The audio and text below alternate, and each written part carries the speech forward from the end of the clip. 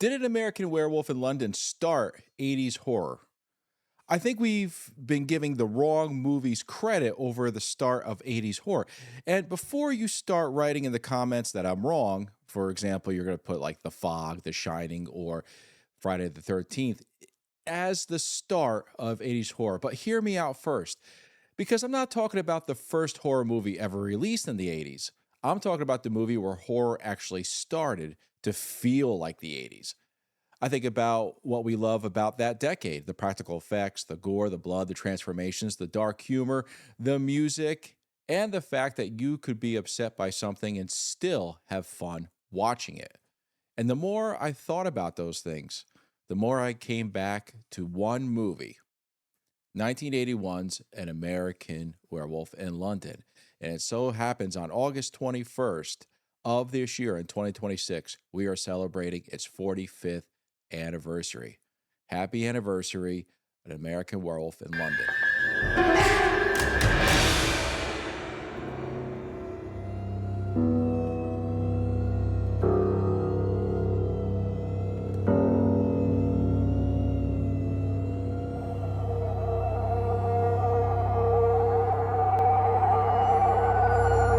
I'm going to go even further. I think a huge portion of horror movies we watch today owe this movie a huge thank you. Not because the filmmakers try to capture its essence or techniques, but because American Werewolf helped change the audience's expectation of horror and what is actually shown to us. And there's one scene in particular that may have helped change everything, and you already know that one scene I'm talking about. Let's get this out of the way first. The Shining, The Fog, and Friday the 13th came out in 1980. It's absolutely important that we talk about them first. You don't get the horror explosion of the early 80s without talking about those movies. To me, they scream 70s though. And they were filmed in 1979. The settings, the kills, the atmosphere have that feeling. I'm not criticizing it. I like these movies. But they don't completely represent the horror that we're going to be experiencing over the next 10 years. And then we get to 1981, and suddenly there comes this bizarre movie from John Landis. Part comedy, part monster movie, part romance, part gore, part tragedy. And somehow all of those things belong together, and people take notice. Let's first start with that transformation. We've all seen transformations before, and I know somebody is already prepared in the comment by writing this. What about The Howling? Absolutely. The Howling came out in earlier of that year in 1981, and Rob Bottin was doing incredible transformation work there too. So I'm not taking anything away from The Howling. I'm actually going to say 1981 was probably the most important years ever for practical creature effects. But American Werewolf does something that still feels different. John Landis doesn't want to cut on the transformation or cut away from it. He doesn't want David disappearing, then we cut away, and then suddenly, werewolf. No. He basically tells Rick Baker, you're going to have him sit there. We are going to sit there with him and watch this poor guy become a wolf. And that changes the entire feeling of that scene.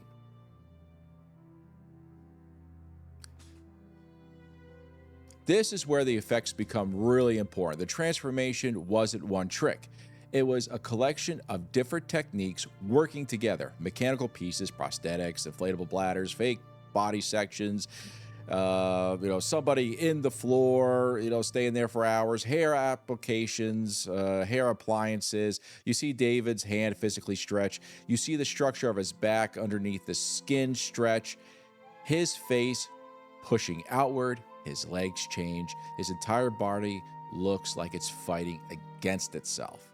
None of this happened conveniently in the dark. It wants you to look at this pain, this transformation. Now, let's look at the movies that happened after American Werewolf: The Thing, The Fly, Hellraiser, The Blob. One question is asked: how the hell did they do that? And for me, that's one thing that defines 80s horror. The effect isn't there to support the scene anymore. Sometimes the effect is the scene. We're waiting to see what Rob Bottin is going to create, what Rick Baker is going to create, what Tom Savini is going to create. The makeup effects artists become rock stars to horror fans. And Rick Baker's work on American Werewolf become such a landmark that he wins the first competitive Academy Award for makeup. The Academy itself describes his work on the film as innovative. Think about that for a moment. A guy turning into a werewolf helped establish an Oscar category. But here's where the influence gets a little crazier, because it didn't stay inside horror movies.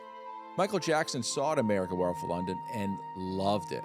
Jackson called Landis and told him how much he enjoyed the movie and asked him about directing a horror-based music video where Michael Jackson would transform into various things. Landis then brought Rick Baker aboard to create the transformations. Think about that for a second as well. Without an American Werewolf in London, does the Thriller video look the way it does? Maybe not. And Thriller didn't just introduce people to Michael Jackson. For millions of kids, the video introduced them to horror and effects. Because Michael Jackson was already popular at the time anyway. Horror had entered mainstream pop culture. This movie's fingerprints keep showing up. Edgar Wright has talked about it repeatedly. In fact, when discussing movies, he almost cites word for word the script and the movie for An American Werewolf in London. And it's also one of the films that he admires the most. Then we got Alex Garland, specifically bringing up high-level practical effects works of American Werewolf in London. Lee Whannell makes Wolfman more than 40 years later. Even Dog Soldiers director Neil Marshall includes American Werewolf. Filmmakers are measuring their films against it 45 years later. And believe it or not, I think there's something even more important: the tone. Because American Werewolf is horrifying. Jack gets torn apart, David's killing innocent people, and the ending is tragic but simple. There's something really nasty stuff in this movie, but it's also funny. And somehow the humor doesn't make the horror less effective. We laugh at Jack casually talking to David while his body's decomposing. We're laughing at David waking up naked in a zoo. And eventually, the dead victims are basically sitting around giving him suggestions on how to off himself. It's horror and comedy living together. Once you notice that and look at what comes later, Return of the Living Dead, Reanimator, Fright Night, Evil Dead 2, and obviously Freddy Krueger, Freddy might be the ultimate version of what happens when horror realizes a villain can entertain the audience. Eventually, Freddy isn't the guy we're afraid of, he's the guy we're waiting to see. We want jokes, we want Freddy's persona, we want elaborate effects. That's 80s horror idea. The monster or the villain becomes the star. An American Werewolf started that. I'm not going to tell you every horror movie owes something to An American Werewolf in London, but it did help the audience change its expectations. If somebody transforms, we want to see it. If it promises a creature, we want to see it. Show us it. We want to see the incredible makeup. We want to see the craftsmanship. If a horror movie is funny, we don't assume that the horror won't work. If your monster has a personality, we'll go with it. And now that CGI can create practically anything, we're still chasing the same reaction Rick Baker created in '81.